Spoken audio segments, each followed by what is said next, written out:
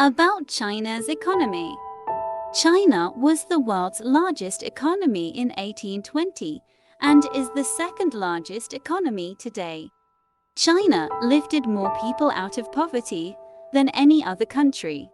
China is the world's largest exporter and the second largest importer of merchandise goods. Although China's agricultural output is the largest in the world, only 10% of its total land area can be cultivated.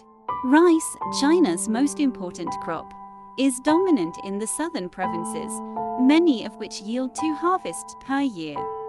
China is the largest producer of potatoes in the world. Major industries include manufacturing, agriculture, and telecommunication services. Growing industry in China 2021 medical device manufacturing. AliExpress, operated by Alibaba, is arguably the best-known Chinese online shopping store outside of China. What are the main products made in China?